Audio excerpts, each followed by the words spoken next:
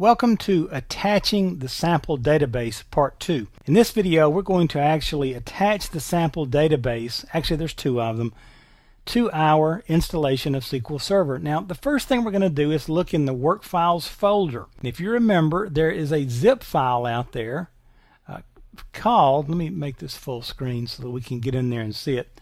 There is a zip file out there, notice, called AdventureWorks Data Files. And if you just right click on this and choose Extract All and extract it right here, you're going to end up with two files. I put them in this folder.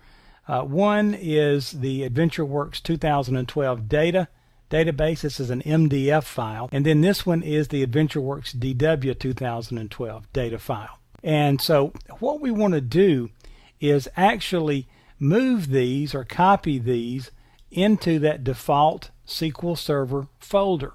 So you notice I dragged this over to the right, kind of pinned it halfway. Then I'll click on Start. I will open Computer, and I'll drag this one to the left and pin it up to the halfway point. And then I'll just double click on C, go to Program Files, Microsoft SQL Server, MS SQL. Now keep in mind, if you install the 32-bit version of SQL Server, you'll be in here in the 32-bit, okay? But since I'm running the 64-bit, I'll go into Program Files, SQL Server, MS SQL 11, SQL Server, then into this one, and there is Data. This is where I want to put my MDF files. So I'll simply click and drag. Now drop that first one in there. There it is.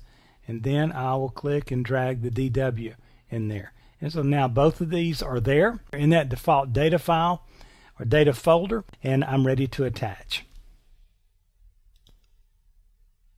So what we'll do, we'll close both of these, and now we'll open our SQL Server Management Studio. Go to All Programs, SQL Server 2012, SQL Server Management Studio.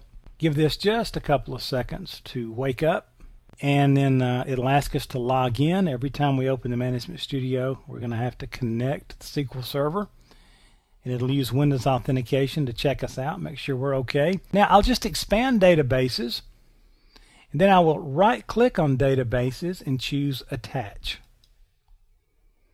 Then notice our MDF files. I'll click Add here, and it automatically connects to that data folder, and here is my AdventureWorks 2012 data MDF.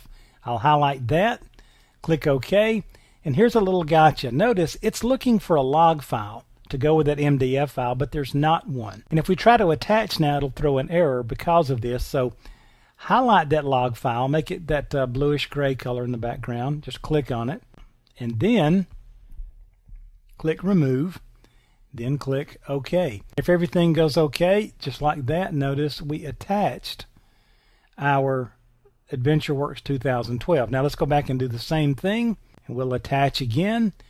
This time we will grab the DW file, that one right there, click OK, tell it to leave that log file off. We know we don't have one, click OK, and that should attach, and now we have both our databases, and now we can dig into these databases and begin to work. Okay, so in a separate video we'll actually explore these sample databases just a little bit, take a look at some diagrams, and help you get comfortable with that. But for now, we've attached our sample databases and we're ready to get busy.